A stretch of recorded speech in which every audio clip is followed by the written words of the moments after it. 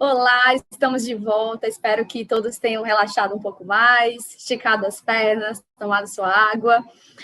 Estou vendo aqui que muita gente ainda está comentando no chat. Participem desse momento, ainda tem muita coisa boa para acontecer. Lembrem de usar lá nas redes sociais a hashtag Aqui em Casa SAS.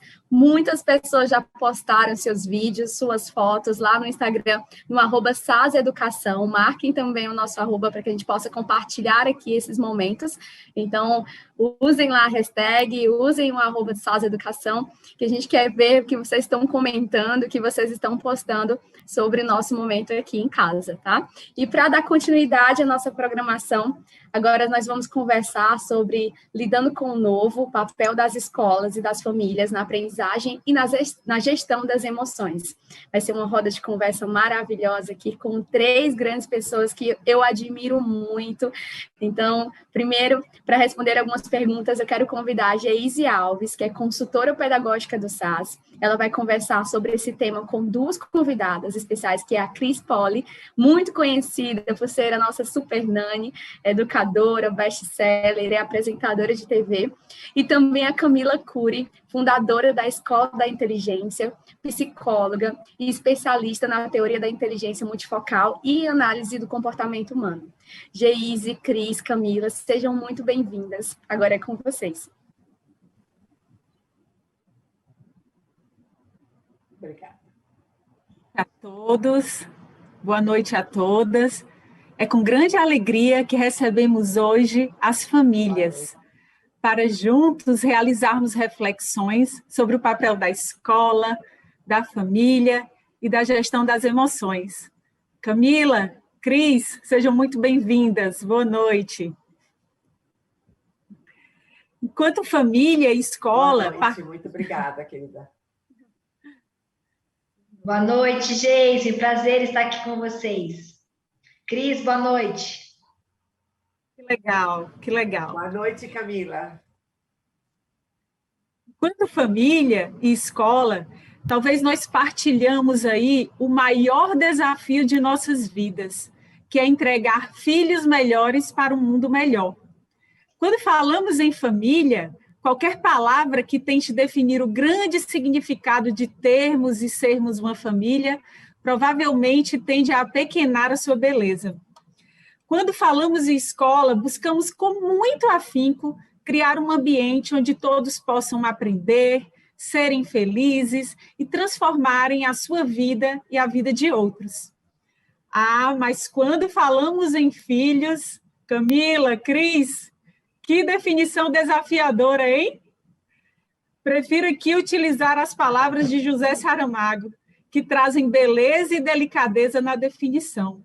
Saramago diz que filho era um ser que nos emprestaram para um curso intensivo de como amar alguém além de nós mesmos, de como mudar nossos piores defeitos para darmos os melhores exemplos e de aprendermos a ter coragem. Isto mesmo, ser mãe, ser pai, é o maior ato de coragem que alguém pode ter, porque é se expor a todo tipo de dor, principalmente da incerteza de estar agindo corretamente. Nós, da plataforma SAS de Educação, parabenizamos as corajosas e corajosos dessa noite. E sobre agir corretamente, Camila, Cris, como assim fala Saramago, infelizmente não recebemos na chegada um manual de instrução. Pois é, caminhante, o caminho se faz ao caminhar. Camila, Cris, como saber que estamos no caminho certo? Fala para a gente. Bom, realmente, como você falou, né, a criança não vem com um manual de instrução, né, para que a gente possa saber como lidar com eles, como instruí-los, como educá-los, como formá-los, né, como transmitir valores, como transmitir princípios, né, que vão ajudá-lo a se transformar num homem, numa mulher, né, um cidadão, né, para poder agir em sociedade, né. Eu falo sempre para as mães, né, porque as mães, quando elas me consultam, elas pedem dicas e sempre pedem tipo uma receita de bolo. Me dá uma receita, o que eu posso fazer com meu filho, como que eu posso aplicar com meu filho? Não tem, realmente não tem, até porque cada criança é uma criança, né? Então, duas, três, quatro, cinco crianças nascidas no mesmo lar, com o mesmo pai, com a mesma mãe, com uma estrutura, né? Assim, familiar, né? Elas são diferentes, né? Elas são diferentes e a gente tem que ter uma sensibilidade, né? E um jogo de cintura para poder lidar com elas, para poder conhecê-las e para poder saber das necessidades que ela tem, né? Cada uma é diferente, emocionalmente, intelectualmente, afetivamente, logicamente, fisicamente, também tudo, né? Então, cada uma tem uma característica. E só saber ter eu acho que a palavra é muito essa, assim, a sensibilidade do pai e da mãe para se aproximar desse filho, para se aproximar dessa filha, para ver aquilo que ela recebe, como recebe, a reação que tem, porque a uma mesma atitude nossa pode haver diferentes reações nos diferentes filhos, por causa das características que cada um tem, né? Então, não tem como a gente saber, né? Olha, faça isso, que isso vai dar certo, você vai ter 100% de certeza em todos os seus filhos. Não, a gente tem que ir agindo, né, com sensibilidade, com muito amor, né? Eu creio que a palavra amor é fundamental, né? A gente logicamente imagina, né, que os pais, quando têm filhos, eles amam seu filho, né? Mas esse amor precisa ser demonstrado, esse amor precisa ser falado, esse amor precisa ser exteriorizado, né, para que essa criança se sinta amada e receba aquela orientação, aquele indicação do caminhar para onde ir dessa determinada criança. Então, como que a gente sabe se o que a gente está fazendo está certo, né? Eu creio que a reação que a gente tem do filho, o retorno que a gente tem do filho, né, daquilo que a gente dá para ele, daquilo que a gente demonstra para ele, daquilo que a gente transmite, instrui a nível formação, a nível caráter, a nível interação assim com as pessoas, essa reação, esse retorno vai dar para a gente pelo menos a indicação ou a certeza também de que a gente está indo no caminho certo. Eu creio que o importante é que os pais entendam que cada criança é uma criança e ela deve ser tratada, ela deve ser considerada individualmente, com suas características, com suas necessidades, e a gente dá para ela aquilo que a criança está precisando, né? Com um alvo que a gente tem. E isso eu acho que é muito importante, porque eu tenho, ao longo dos meus anos como professora, como pedagoga, e através do programa de Super Nani, consultas com as famílias, com os pais, com as mães, com os avós e tudo, né? A gente tem transmitido, né, para eles, né, que cada criança precisa ser tratada de uma maneira diferente e precisa ter uma sensibilidade para entender, para saber o que a criança precisa. Mas também precisa ter uma noção daquilo que a gente quer dos nossos filhos. O que a gente quer transmitir para nossos filhos? Qual é o alvo que nós temos para nossos filhos? E como conseguir, com jogo de cintura e com muito amor, conduzir nossos filhos até lá.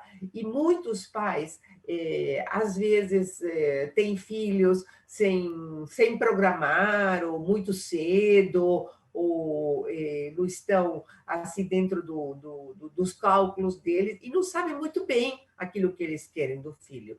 Então, isso é muito importante também, você saber o que eu quero para meu filho, o que eu quero transmitir para meu filho, quais são os valores, quais são os princípios que eu creio que meu filho precisa receber, que eu quero dar para meu filho, para que ele possa crescer e amadurecer, né? Camila, o que você diz para a gente?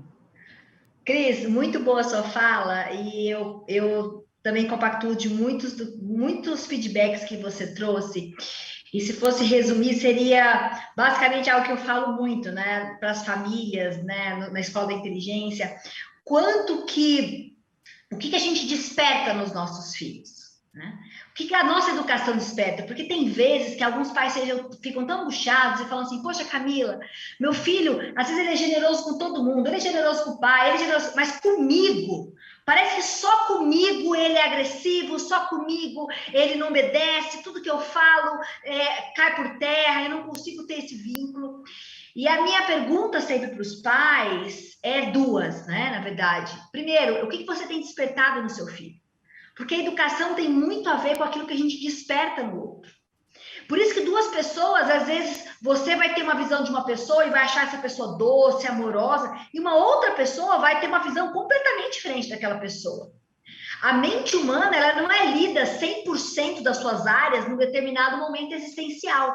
A memória, ela é lida por áreas. Depende de como você está, onde você está, o tom de voz que alguém falou com você. Todas essas variáveis interferem na maneira como você vai reagir e agir frente à vida. Mas para que a gente saiba e se atente daquilo que a gente desperta no nosso filho, eu falo que, por exemplo, eu já cresci em fazenda, né? E todo agricultor sabe que cálcio ele é muito bom para a terra, mas se você colocar em excesso, você mata a terra. Então, assim, não adianta a gente pegar a receitinha, então vamos botar cálcio em toda a educação, né? Como cada filho necessita de dosagens diferentes. Eu tenho 2 em casa, né? Augusto e Alice. Com Augusto, quando eu falo mais firme, a autoridade para ele é muito mais fácil de ser entendida. A regra para ele faz sentido. Até quando não tem regra, ele fica mais angustiado. Ali, se você fala que a panela está quente, ela fica assim, ó. Ela vai lá e ela tenta. E é maravilhoso também essa capacidade dela querer experimentar. Mas eu tenho que trabalhar com ela, pensar nas consequências das suas atitudes. E do Agostinho eu tenho que trabalhar flexibilidade. Então, quando você fala sobre quais valores, né, nós queremos levar para os nossos filhos, nós temos que pensar qual é o plano de desenvolvimento para os nossos filhos. E para que a gente possa despertar o que há de melhor neles, a gente precisa se questionar o que eles despertam em nós. Porque tem muitos pais que, às vezes, quando os filhos estão sendo desafiadores, estão tendo comportamentos desafiadores, meu filho não é grato, ele nunca me valoriza, desperta em nós também uma culpa, uma angústia, uma pressão, que também nos faz perdermos o vínculo. E não existe educação sem vínculo. Eu falo para as famílias, ai, Camila, eu devo fazer isso ou aquilo, sou mais firme, boto limite, seja mais permissivo. Hoje tem tantas teorias. E claro que elas nos ajudam a refletir e pensar nas nossas práticas, mas nenhuma delas substitui o vínculo que nós devemos construir com os nossos filhos. E vínculo nós precisamos de tempo. Vínculo, muitas vezes, você vai abrir mão de querer mostrar para o teu filho que ele está errado naquele momento, de elevar o tom de voz, de comparar ele com outro irmão que talvez tenha um comportamento mais assertivo em alguns momentos, e você dá um passo atrás e fala assim, o que meu filho precisa? Não adianta só falar que essa terra está ruim e mostrar para ele que a terra não é boa, que a terra do vizinho, a terra do irmão, a terra de todo mundo é boa, que quanto mais ele se sentir inferiorizado diante das suas capacidades,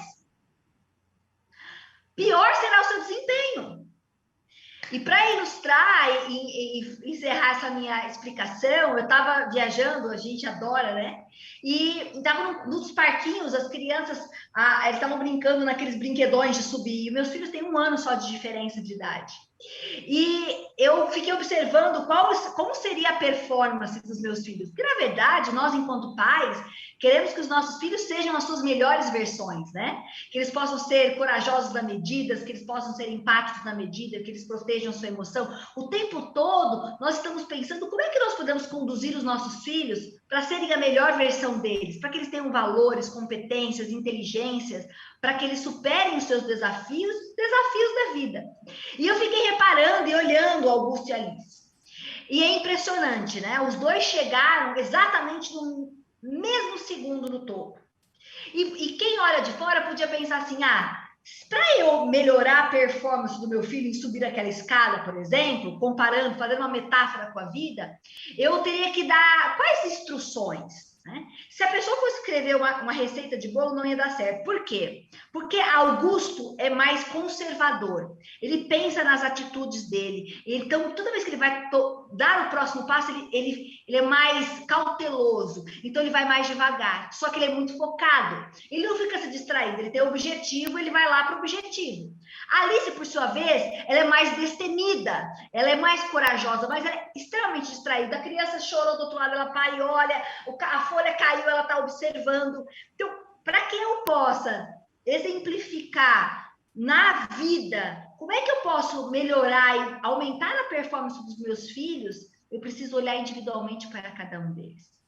O Augusto, eu preciso de levar coragem, flexibilidade, reforçar o foco, porque é muito importante, mas também dá para ele condições de ser flexível, porque a vida exige de nós flexibilidade. Olha o momento que nós estamos vivendo. Quem não teve essa competência sofreu muito para se adaptar. E a adaptação é um dos grandes padrões de inteligência conceituado mundialmente entre os pensadores, mas para Alice eu preciso dar para ela mais foco, mais concentração. Então, nós precisamos olhar para os nossos filhos e despertar neles os melhores. Eles precisam olhar para a gente, enxergar na mãe, no pai e no professor. Poxa, ele me vê maior do que eu sou. Ele me vê com mais competência, ele me vê com mais capacidade, então eu dou conta. A primeira forma, o primeiro motivador que nós precisamos para levar os nossos filhos em outro patamar é eles enxergarem em nós o que nós vemos de potencial nele. E se o nosso olhar, a nossa educação for limitante, igualmente será o seu desenvolvimento. Legal, Camila, legal, Cris. A gente potencializa com o olhar, com a observação, não é? Porque nunca haverá uma receita, nunca haverá como fazer, porque nós somos únicos. Muito bom. Bom, a gente pode considerar aí que o mundo mudou bem na nossa vez, não é?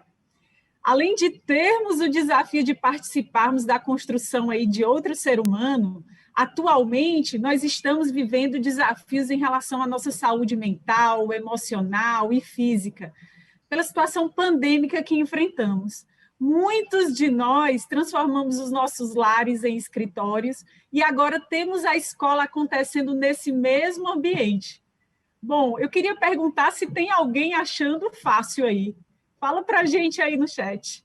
São muitos papéis acontecendo ao mesmo tempo e agora, não é verdade?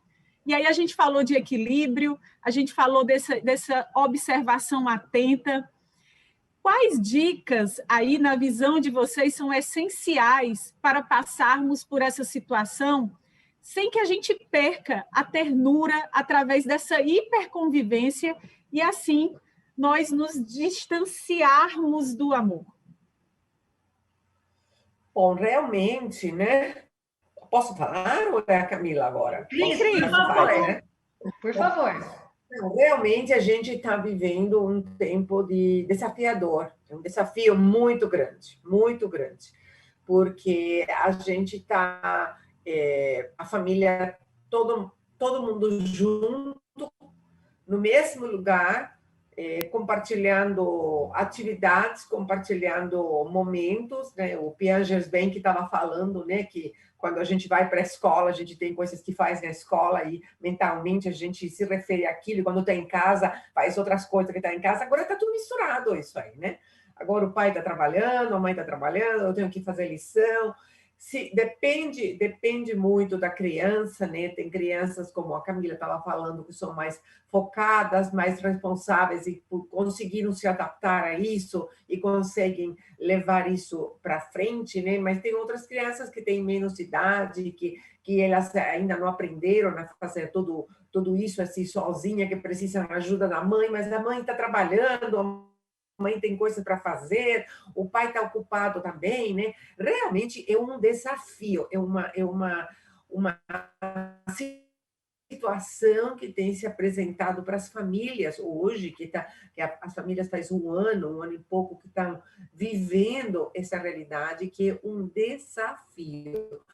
E dentro de tudo isso tem que haver não somente o acompanhamento da parte escolar, da parte de aprendizado, da parte de lição, tarefas, estudo, provas, toda aquela coisa, mas também a educação da criança, a formação da criança, a comunicação, do amor, do vínculo, né, daquilo que faz o relacionamento pais e filhos também, e se confunde tudo, né? Porque está tudo misturado, né? Então, eu creio que é um momento em que exige bastante, não somente dos pais, como dos filhos também.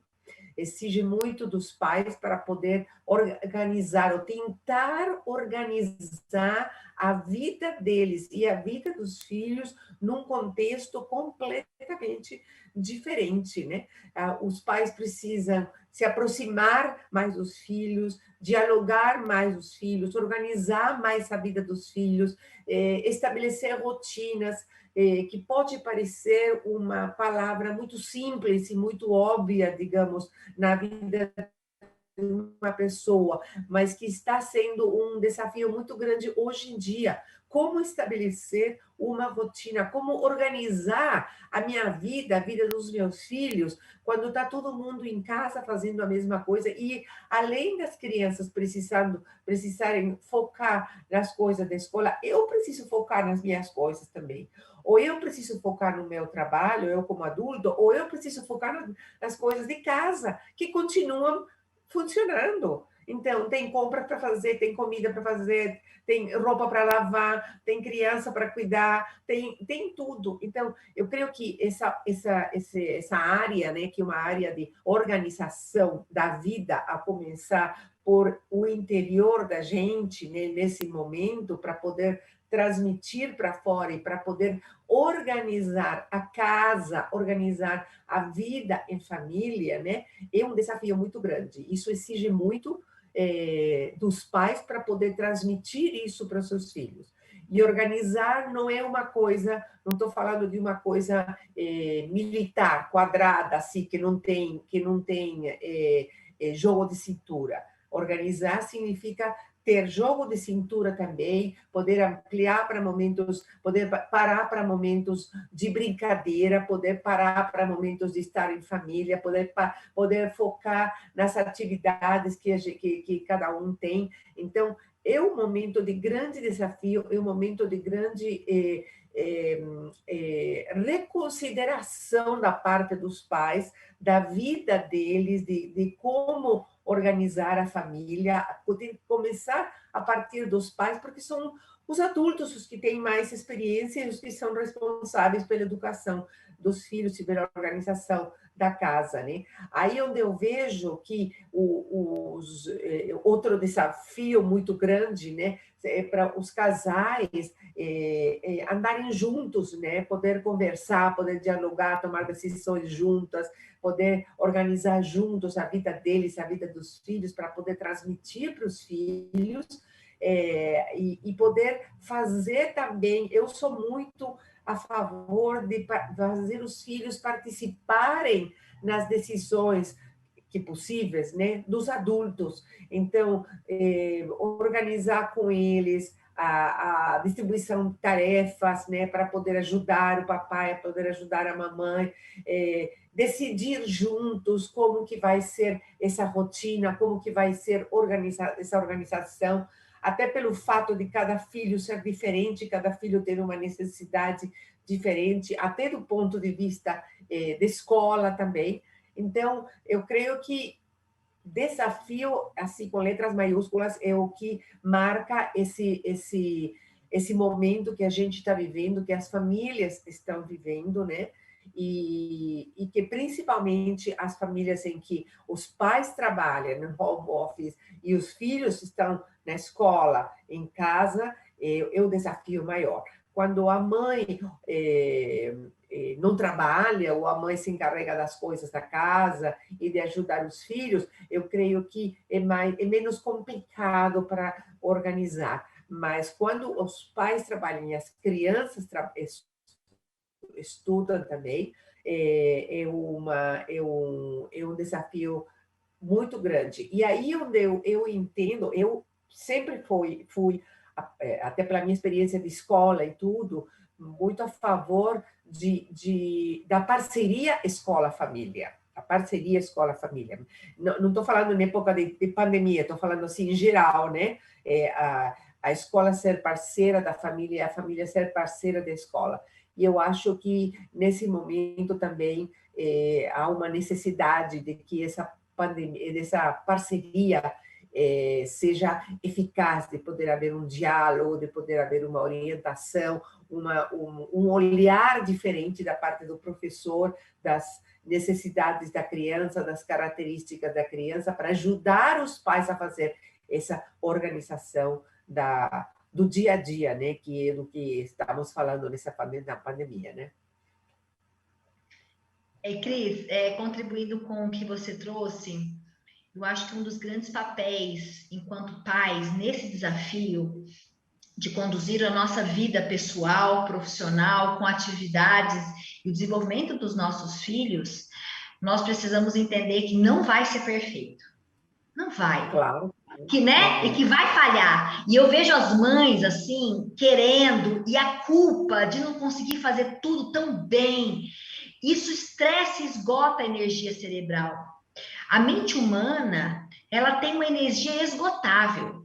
Nós não temos energia para tudo. Por isso que muitas vezes o nosso cérebro, ele se desliga de coisas que nós achamos que não é importante. Ele faz atalhos, ele dá mesmas respostas para os mesmos problemas, mesmo você se prometendo dias atrás que ia ter uma resposta diferente, que seria mais flexível, que seria mais tolerante, mas o cérebro ele é viciado nas mesmas conexões, porque isso poupa energia cerebral. Então, neste momento que nós estamos vivendo, que nós precisamos, como uma boa empresa, imagine que a mente humana é uma empresa, né?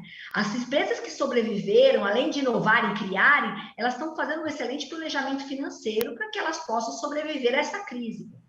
Se a gente trazer isso para a nossa realidade mental, a mesma lógica se aplica. Nós precisamos gastar energia naquilo que é essencial. Então, ponto 1, eu falaria prioridade. Quais são as prioridades dentro de todas as demandas que você tem? Você precisa saber, tudo não vai dar. Não vai sair tudo perfeito. Tem coisa, a roupa vai sair do lado de fora do cesto. Tem mães que ficam com mania de limpeza. E aí, bota todo mundo louco em casa. E assim, a Cris falou algo super importante. Leva a criança para participar da rotina. Então, vamos conversar como é que vai ser a nossa rotina. E rotina, gente, vocês não têm noção. A criança pode até não gostar no primeiro momento, mas isso diminui tanto os níveis de ansiedade. Porque imagine só, se ela chora, um dia ela tem a TV. Aí no outro dia ela chora, não tem a TV. Ela pensa assim, poxa, eu tinha que ter chorado mais, porque aquele dia eu chorei, deu certo. Então, desse dia que eu não chorei, eu tinha que ter chorado mais. O pai se perde, levando a níveis de ansiedade absurdo na criança. Quando a criança ela entende a rotina, os níveis de cortisol, eles diminuem, o nível de aceitação aumenta e faz com que ela tenha um melhor desempenho no seu dia a dia. Então, quanto mais a criança puder participar dessa construção da rotina e esse respeito dos pais, e quando eu falo rotinas, eu não falo só nas tarefas. As tarefas são importantes, né? O que a mamãe tem que fazer, o que o papai, o que você, e quando é que a gente entra para um ajudar o outro. Mas também eu brinco, tem alguns avisos, às vezes a mamãe vai passar do ponto, ou às vezes a mamãe está criticando muito. Qual vai ser o sinal que você vai me dar quando eu exagerei? E quando você exagerar, eu também vou te dar um sinal. Quando você não está cumprindo seus combinados. Sabe, pais, o maior erro, equívoco no processo educacional é a gente achar que a gente vai ganhar a guerra na batalha. O pai quer saber a fala certa na hora que o filho está agressivo. Você quer saber a hora certa, o jeito certo, na hora que algo não acontece de bom. No meio da batalha, você está ansioso, o filho está ansioso, os recursos são escassos. A gente ganha a guerra, a gente ganha, supera os desafios, é na estratégia. Por isso que tão importante quanto você saber o que falar na hora do estresse, mais importante, eu me arrisco a dizer, é o que você faz fora do estresse. É como é que você constrói esses vínculos, como é que você constrói essa rotina, como é que você constrói os sinais em família quando a gente passa do limite, ou o que eu posso fazer para te fazer mais feliz, ou me atentar se eu estou te elogiando e exaltando o que os filhos fizeram de bom naquele dia. O que é prioridade para você? Como é que você quer sair dessa pandemia? Não vai ser perfeito, Tá todo mundo passando por desafios, como a Cris falou, em letra maiúscula, né? Tá todo mundo. Agora, você tem que ser uma boa estrategista. Se você gastar energia cerebral com coisas inúteis, comparando os seus filhos com os outros filhos, comparando o irmão com o outro, olhando o marido de todo mundo nas redes sociais, olhando todo mundo que está fazendo, o mundo está acabando. Se você só se alimenta de coisas que roubam a tua energia, você vai ter pouca disposição. Você até tem o tempo, mas você não tem a disposição, porque estar junto, né, não significa que você está perto, né? Você pode estar perto de uma pessoa, mas não estar junto dela. E a educação, para a construção de vínculos, precisa de proximidade, precisa de afeto, precisa de pontes. E a gente não constrói isso na hora que o filho faz alguma coisa, desobedece, na hora do grito, do berro, na hora da cobrança. A gente constrói isso no que a gente faz antes. Como é que a gente se planeja?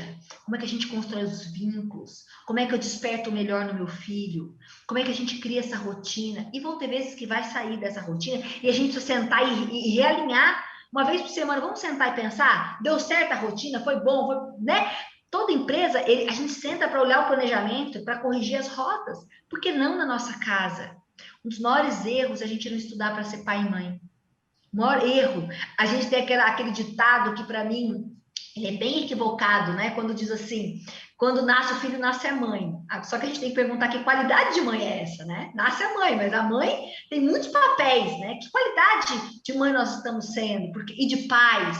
Porque boa intenção não é suficiente. Eu tenho certeza que os maiores erros que nós cometemos não é porque nós queríamos ferir o nosso filho, machucar os nossos filhos, reprimir os nossos filhos, gerar complexo de inferioridade nos nossos filhos. É óbvio que não. É claro que a nossa intenção é sempre a melhor, mas você tem que saber, não adianta você ter a melhor das boas intenções e levar cálcio para adubar a terra, se você não levar na medida correta, se você não entender se realmente aquela terra precisa daquele nutriente. Então, o conhecimento, ele é a luz que ilumina as nossas estratégias e que nos faz entender aonde é que e o que é prioridade para nós. E se eu fosse falar para vocês, essa construção de vínculos e de rotina deveria ser um dos grandes focos. Planeje antes, dê sinais. Aqui em casa, a gente tem as nossas rotinas e a gente tem sinais. Às vezes o Augustinho fala para a mãe, poxa, mamãe, hoje, nossa, você está ficando muito brava, né? E aí ele tem essa liberdade que a gente construiu. E aí eu tenho a oportunidade de falar para ele, eu estou muito cansada hoje, filho. E é tão importante quando a gente tem um ambiente em casa que a gente pode falar dos nossos limites.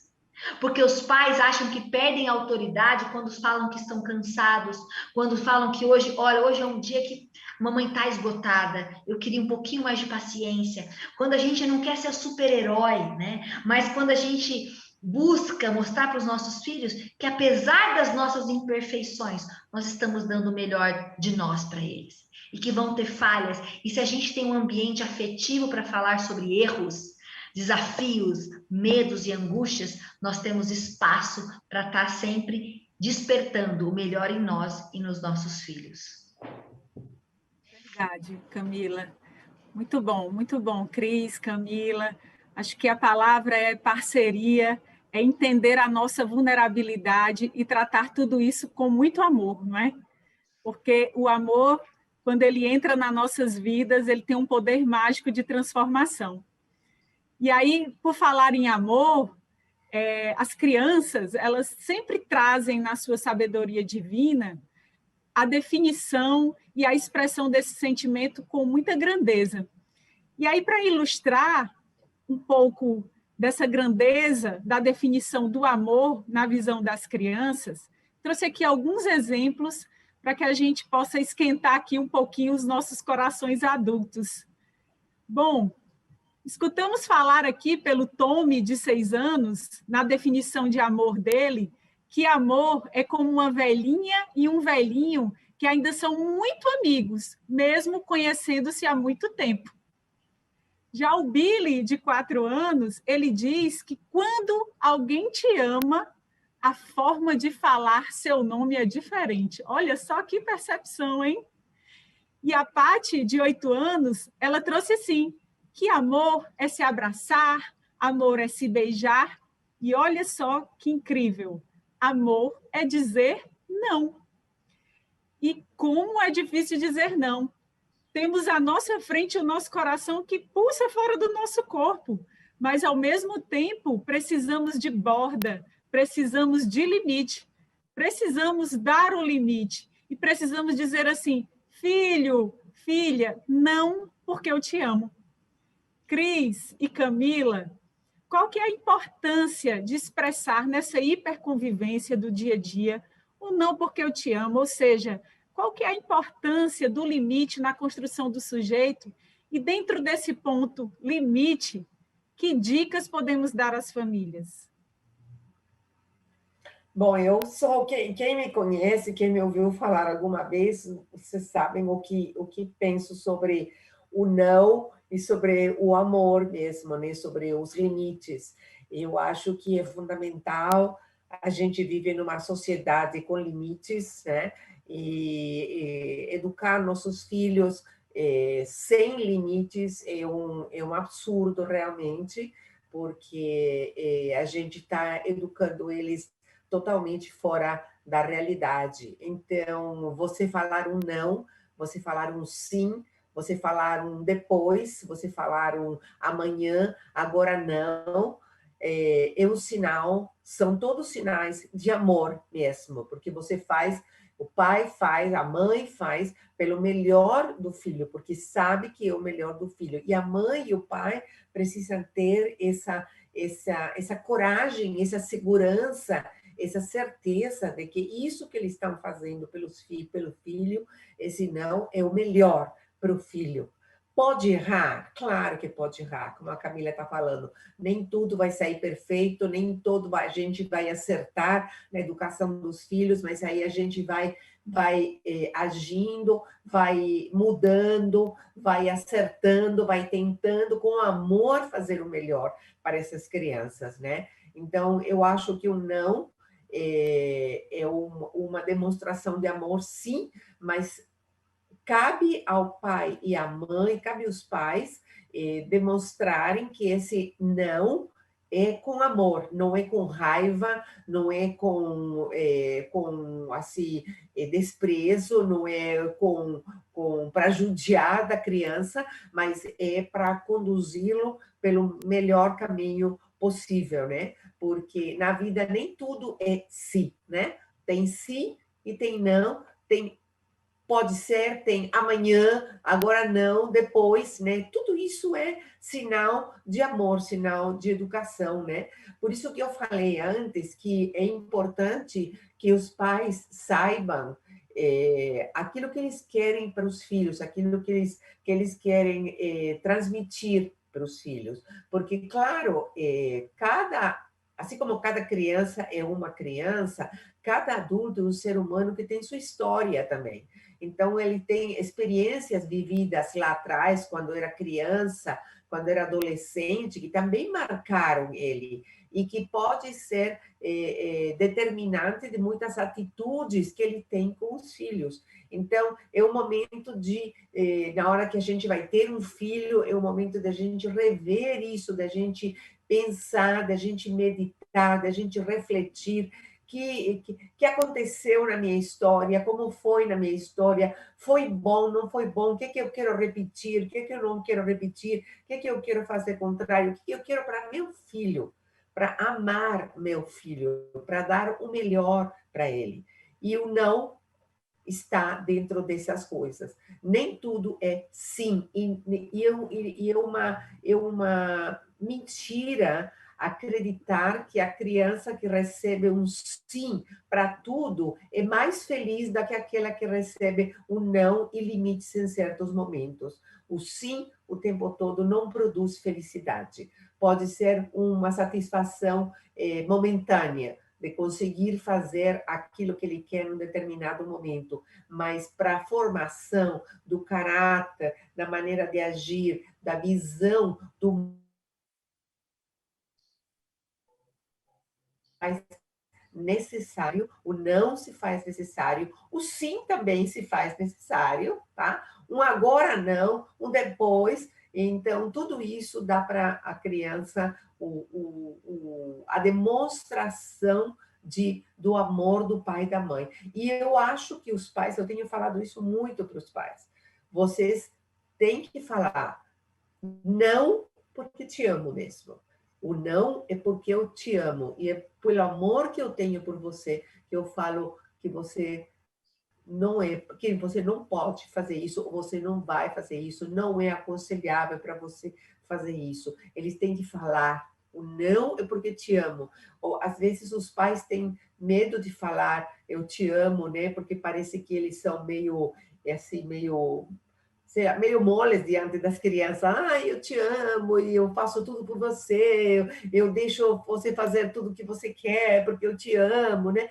E não é assim. Eu coloco limites porque eu te amo, eu estabeleço uma rotina porque eu te amo, eu te ensino princípios e valores porque eu te amo, eu te corrijo porque eu te amo, eu te beijo porque eu te amo, eu te oriento porque eu te amo também. É tudo por amor. E a criança vai assimilando isso, a criança vai entendendo isso, vai incorporando isso pela forma em que os pais vão falando isso, com amor. Pode ser a coisa mais negativa, mas se é com amor, a criança consegue entender e pode ser que não nesse momento, mas no futuro vai agradecer aquilo que o pai está colocando, os limites que o pai está colocando, o pai e a mãe, né, estão colocando neles, né? Eu tive o grande privilégio de ser filha do querido Augusto Cury. Muitos de vocês conhecem as suas obras e a sua literatura. E meu pai sempre foi um homem muito amoroso, minha mãe também, especialmente meu pai, sempre foi um homem muito afetuoso. Ele beija, abraça, vem de família árabe, e faz parte do repertório. Nem todas as pessoas amam dessa forma, até porque não existe só uma forma de demonstrar amor. E às vezes as pessoas elas têm pouco de dificuldade. Muitos casais, muitas vezes eles se separam, não porque não existe amor, mas porque um não fala a linguagem do amor do outro, não consegue compreender essa linguagem. Isso também acontece na relação com os nossos filhos. Mas eu sempre ouvi uma frase do meu pai, e eu repito isso aqui em casa: família não é democracia. Vamos começar por aqui. Pais e filhos não têm papel igual. Se você falar cada filho votou em um e deu empate, eu tenho dois. Não funciona assim. Então, eu acho que os pais eles não podem perder essa autoridade, que eu acho que nesse século XXI os pais estão completamente perdidos. Numa sociedade viciada em curtidas. A gente quer ser curtido o tempo todo na rede social, no YouTube, no Instagram, e pelo filho. É como se assim, tudo que eu fizesse, meu filho vai lá e curte, né? Como se eu precisasse da aprovação dele para dizer que eu estou sendo um bom pai, o que deveria ser completamente diferente. Muitas vezes nossos filhos não vão entender aquele limite, mas nós precisamos ser seguros em mantê-los, porque nós somos os adultos dessa relação. E eu vejo principalmente a minha geração, né? Como é uma geração perdida e ansiosa por aprovação até dos filhos. E aí a Cris falou algo super interessante, jogando nos filhos, mas eu faço tudo por você, eu deixo você fazer tudo, e você ainda faz essa manha. Mas peraí, a criança faz manha por N motivos, porque o cérebro o frontal não tá bem desenvolvido ainda, tem as podas neurais, tem várias fases de desenvolvimento, que a birra, o choro, faz parte. E os pais precisam aguentar naquele momento não ser aprovado pelo filho, porque tem isso. Seu filho vai chorar e vai falar que você é a pior mãe do mundo, que todas as outras mães deixam, e você vai ter que aguentar esse lugar que você fala, olha, um dia você vai entender. Você vai entender agora. Eu não preciso que você me curta agora. Nós vamos sair desse vício da geração de curtidores. Tem um monte de curtida para mostrar que eu sou bom, principalmente isso na relação com os filhos. Eu me lembro que uma das vezes eu viajava muito, em época que se podia viajar a trabalho, né? Dando palestras e conferências muito focado em família. E me lembro que uma das minhas viagens, meia hora antes de eu viajar, meu filho me pediu um bolo de banana que eu faço para ele. E eu cortei um pedaço de banana, mas em Ribeirão Preto, que é a cidade onde nós moramos, é muito quente. E o instinto de mãe, eu dei um pedaço para ele e experimentei. Na hora que eu experimentei, eu percebi que o bolo tinha azedado. Bolo de fruta, né? Azeda muito fácil. Qual foi a minha reação instintiva? Eu peguei a mão dele, peguei o bolo. Uma relação instintiva. Gente, imagina, já passou todo o filme, ele vai comer o negócio, vai passar mal, eu vou estar viajando, a gente já faz o filme em milésimos de segundo e já tem uma resposta. Meu filho olhou assustado, né? E eu falei, filho, o bolo está estragado. Augustinho olhou para mim e falou assim, 3 anos de idade eu tinha na época, mamãe, claro, eu entendo, existe outra coisa para comer? Claro que ele não falou isso, gente, ele sentou no chão e chorou, como qualquer criança de 3 anos faz. E aí, ele me botou, né, tentando me tirar a sanidade mental no momento que eu precisava estar muito calma, pré-viagem, eu queria deixar ele bem. E aí tem muito a ver como nós gerenciamos as nossas emoções nesse processo educacional. Eu estudo sobre isso, eu sei que essa fase do desenvolvimento de ouvir um não para essa criança é muito mais dolorido, porque a noção de tempo, de prazo, é muito diferente da nossa. Eu disse para ele, a mamãe volta amanhã, eu faço o bolo, mas o amanhã para ele é infinito, o amanhã não é 24 horas, né? E quando a mãe entende que tá tudo bem o filho ter uma reação dessa, e que você não é uma péssima mãe por conta disso, e que seu filho não é um péssimo filho, que não está tudo perdido, que você está fazendo tudo errado, porque você não largou o trabalho, porque você não está em casa 24 horas com ele, é por isso que ele está aqui. Eu vejo muitas mães mal resolvidas quando escolhem trabalhar, angustiadas quando os filhos têm comportamento, porque a mãe que também está em casa, o filho vai ter também esse comportamento. E aí eu abaixei, Augusto ainda chorando, eu falei, filho, não tem o bolo. O bolo estragou. A mamãe sabe que você está frustrada. E aí a Cris falou uma coisa super importante. Não é com a raiva, tá? Não é com a raiva. Não é com aquela impulsividade. É você acolhe a dor, mas não tira a dor dele. Faz parte. Gostaríamos nós de deixar os nossos filhos o tempo todo felizes, mas é impossível. Impossível, não é saudável, até porque quando a criança que é feliz, entre aspas, recebe só sim, a hora que a namorada fala que vai largar dele, ele pula da ponte. A gente tá de filho forte. Primeira coisa, a gente, para ser feliz, você tem que ser forte. Porque se não for forte, você já é um fadado a ser infeliz. Porque a vida vai te dar muitos tropeços e muitos desafios. Como o bolo. Eu não provoquei o bolo, mas não dava para comer o bolo. Então eu peguei a bolacha que ele gosta, ele filho, eu tenho a bolacha, você quer? Augusto chorando, ele só queria o bolo. Criança de 3 anos, focada, tem pouco recurso para olhar, e tá bom, não tem bolo, se fosse o adulto, tá estragado, eu vou lá, pego outra coisa que eu quero comer. A criança não tem essa mesma organização cerebral. Sabe o que eu fiz? Ainda ajoelhada e ele ainda chorando, eu falei, filho, mamãe sabe que você tá triste. Infelizmente não tenho bolo, eu só vou poder fazer o bolo amanhã. Eu vou para a sala e a hora que você conseguir entender e elaborar essa dor aqui dentro, eu sei que você vai conseguir, a mamãe tá ali. Enquanto isso, você pode chorar, tá tudo bem. E Augusto ficou lá 10 minutos chorando. E aí ele chegou perto de mim, mamãe, tá bom, passou. E aí eu por dentro, tá vendo? Confia no teu filho, ele dá conta. Às vezes a gente acha que o filho não dá conta e o filho dá conta.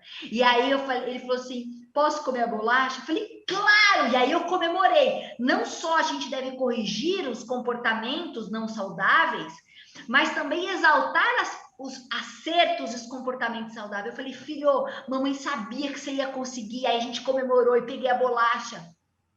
Muitas mães desequilibram, o filho desequilibra, a mãe desce a geladeira, mas você não quer isso, você não quer aquilo, a criança fica mais perdida, mais ansiosa, aí a mãe começa a gritar com ele, você vai parar de chorar, não tem bolo, e aí é uma educação completamente despreparada. Então assim, nós precisamos entender o nível de desenvolvimento dos nossos filhos, aceitar que tem muitas vezes que a gente vai ter que aguentar que ele não esteja feliz, e que a gente vai dar recursos e vamos estar ali perto dele, na hora que ele precisar, mas não para tirar essa dor dele. Porque se você tira essa dor dele, você simplesmente boicota o sistema imunológico emocional do teu filho. Se você não permite que seu filho se gripe na infância, a hora que ele chegar na vida adulta, ele pega uma pneumonia e vai ser entubado. Pela primeira gripe que ele pegar, sabe por quê? Não tem anticorpos. A primeira infância ela tem um papel fundamental na formação dos anticorpos da vida adulta. E você não pode impedir que os anticorpos emocionais sejam impedidos por um pensamento equivocado de que se o seu filho está sorrindo, significa que você está formando filhos felizes. Isso é uma inverdade e tem formado jovens frustrados, adultos despreparados, frágeis para um mundo altamente desafiador. Obrigada, muito É bom. isso aí. Cris e Camila, estamos aqui finalizando o nosso momento com o sentimento e o desejo de querer mais. Passou muito rápido. Muito obrigada pela participação de vocês e principalmente por compartilhar com tanto amor os conhecimentos para nos ajudar a vencer a cada dia a entrega de pessoas melhores para um mundo melhor. Queria agora contar com as contribuições finais de vocês e puxar um ponto aqui de reflexão sobre a importância dessa parceria família e escola.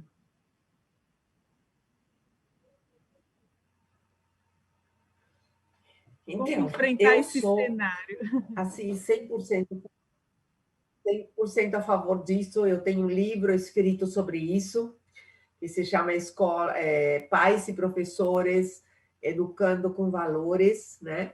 A parceria, a unidade, o companheirismo da escola com a família, entendendo, né, sem dúvida, que a função da escola é transmitir conhecimento, mas também é partilhar da educação junto com a família, é uma continuação, é um braço da família, né, a escola. E eu creio que os pais têm que entender isso e se colocar à disposição da escola para colaborar naquilo que a escola está fazendo, entendendo que quando a gente escolhe, claro, nem todo mundo tem possibilidade de escolher a escola que quer para o filho, né? Mas se você escolhe uma escola para teu filho, isso quer dizer que você concorda com a proposta da escola para teu filho, com os princípios, com os valores da escola, com os métodos de correção, os métodos de disciplina, os métodos de incentivo, né? Dessa escola com respeito ao teu filho. Se você não concorda com essas coisas, é melhor você não colocar o teu filho nessa escola. Eu tenho 3 filhos, eles são casados, eu tenho 5 netos agora, mas eu me lembro que quando a gente teve que trocar os filhos de escola, eu fiz uma pesquisa de escola durante 6 meses. Eu fui literalmente nas escolas que eu achava que poderiam ser importantes, que eu gostaria, e fiz uma pesquisa, uma conversa com a coordenadora, com a diretora e tudo, e a gente escolheu uma escola para as crianças que ficava meia hora assim, de carro da minha casa, ficava longe de casa, né? Mas foi uma escolha consciente, porque foi aquilo que nós queríamos para nossos filhos, né? Quando você não pode escolher a escola, porque nem todo mundo pode escolher a escola, ou para o filho, o mais importante é você conhecer a escola, ir lá e conhecer a escola, saber o que essa escola essa escola tem para dar para teu filho, o que essa escola tem como proposta, não somente pedagógica, mas proposta de disciplina, proposta de caráter, proposta de valores, né? Para saber se você concorda com isso, para você poder colaborar com a escola. E colaborar significa colaborar, você falar com o professor, você ver quais são as dificuldades que está tendo, o que você pode ajudar em casa, porque muitas vezes você em casa pode ajudar com o teu filho para que ele possa ter um melhor rendimento da escola e vice-versa, né? Muitas vezes as crianças têm um comportamento diferente na escola do que eles têm em casa, porque aquilo que eles recebem da professora é diferente daquilo que eles recebem dos pais, da mãe, do pai, do irmãozinho, daqueles que convivem com ele. Então, eu creio que essa colaboração é muito importante, esse diálogo é muito importante. Participar das reuniões dos pais, eu sei que é cansativo, eu sei que geralmente vem no final do dia ou no final de semana, está todo mundo cansado, estressado, quer descansar, mas é importante que o filho, e é importante não somente para a escola, mas é importante para o filho ver o pai indo na escola indo colaborar com a escola, indo falar com a professora. Na escola que eu fundei e que eu trabalhei durante bastante tempo, a gente, geralmente os professores chamam os pais das crianças só para dar bronca, né? Ou porque está com nota baixa, ou porque não estuda, ou porque faz bagunça na sala. E a gente tomou a atitude de chamar os pais para elogiar pelos filhos. No começo foi um choque para os pais, porque os pais vinham com crianças assim que eles achavam que estava indo super bem, achando que ia levar uma bronca, né? E, na verdade, a gente elogiava, a gente falava coisas boas do filho, incentivava o comportamento dele, elogiava, né, o rendimento dele na escola e o relacionamento com os professores e as crianças. Então, eu acho que eu sou a favor de tudo isso, né? Dessa parceria, né? Eu chamo ela de parceria e eu creio que é uma parceria pelo bem da criança mesmo, né? Saber quais são as regras, quais são o que está fazendo. Gente, eu coloco numa escola o bem mais precioso que eu tenho, que é meu filho. Eu preciso saber o que vão fazer com meu filho na escola. Qual é a atitude que vão ter? Se ele não quer fazer, se ele está cansado, se ele está nervoso, se ele está estressado, se ele tem problemas em casa, como que a professora vai lidar com isso, né? Então, eu preciso saber tudo isso, eu preciso ser parceira da escola. A gente, eu vou falar como professora, do ponto de vista de escola, agradece isso, agradece, e eu sei que a criança também sai beneficiada em tudo isso, né? Então, essa é a minha posição e por experiência e os resultados são bons.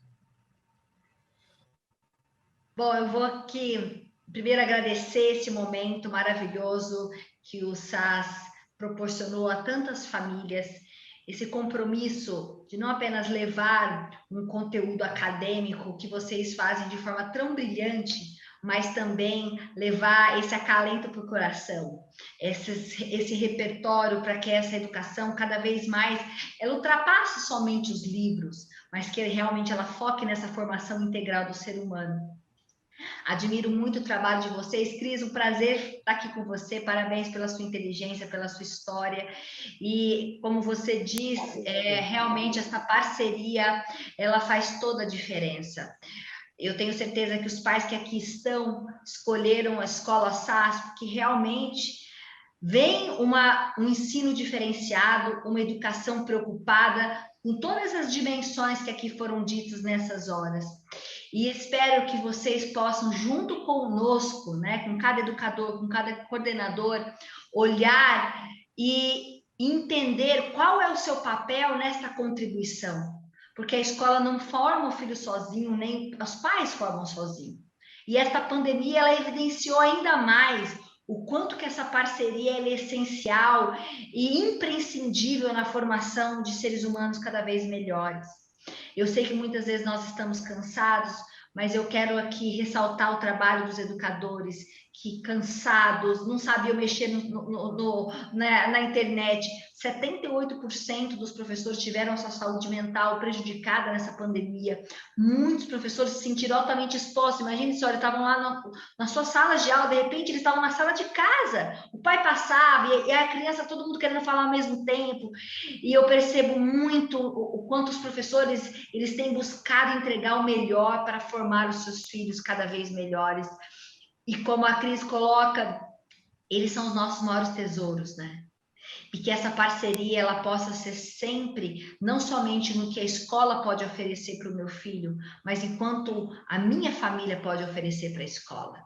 Como é que eu posso ser também essa ponte saudável dentro dessa instituição que eu estou inserida, que não é só meu filho que está lá, a nossa família está ali representada. E como nós podemos juntos construir um ambiente cada vez mais saudável, seja ele digital ou presencial. Obrigado por esse momento, parabéns ao SAS, a todas as escolas e famílias que se dedicaram nesse tempo para ampliar os seus horizontes e para aprender um pouco mais dessas ferramentas que podem fazer a diferença no nosso dia a dia. Um beijo no coração de vocês. Obrigada também, na minha parte, ao SAS, né, por essa oportunidade. Adorei essa roda de conversa, eu achei foi assim, super produtiva, né, muito, muito legal. Eu conheci a Camila assim, de ouvir falar, né, não conhecia ela pessoalmente, né, o teu pai sim, né, que eu conheço, a gente fez palestras juntos também, né, e eu agradeço a oportunidade de poder participar e poder colaborar com um pouco da minha experiência, né, na área de educação, né. Bom, para finalizar aqui esse momento que foi tão rico, eu gostaria de fazer essa finalização trazendo a reflexão da importância do poder do abraço. Falamos ali no momento inicial, mas o abraço, sim, o abraço que é conhecido como hormônio do amor. Ele nos ajuda a carregar as baterias emocionais quando estamos perto de pessoas que amamos. Como diz a canção, dentro de um abraço, tudo mais já está dito. Dentro de um abraço, se calam desentendimentos, se confortam desesperos e se reafirmam sentimentos de amor e amizade. Bom, nosso convite final para essa noite é um abraço, mas não qualquer abraço, não os abraços rápidos de 3 segundos, aligeirados, aos quais não conseguimos sentir o coração com o outro coração. E nesse momento pode estar até passando pela nossa cabeça como abraçar virtualmente. Nossa sugestão é: abrace com a escuta. A escola, os professores, o mundo precisam ser abraçados. Busquemos, ao longo da oportunidade que essa pandemia nos dá, de estarmos perto fisicamente ou virtualmente, de abraçarmos por 15, 20, 30, 40 segundos. O tempo que um abraço dura tem muita diferença. Nosso convite é que você, mãe, pai, vá agora, corra para esse abraço.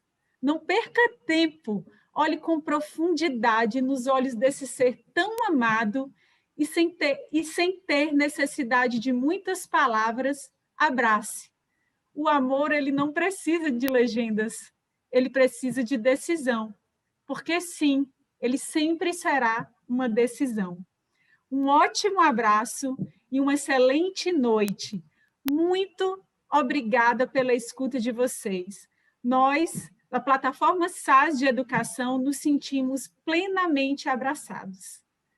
Gleice, é com você. Geise, nossa, que palavras, gente. E que papo incrível esse que a gente teve a oportunidade de presenciar. Então, Geise, Cris, Camila, muito obrigada por contribuir com esse momento que foi feito e preparado com tanto carinho para todas essas famílias, essas escolas que contaram com a gente para poder contribuir, entrar nas suas casas hoje e conversar sobre como a gente pode melhorar, dar passinhos e passinhos para ajudar as nossas crianças, ajudar nossos alunos. Muito obrigada pela presença de vocês.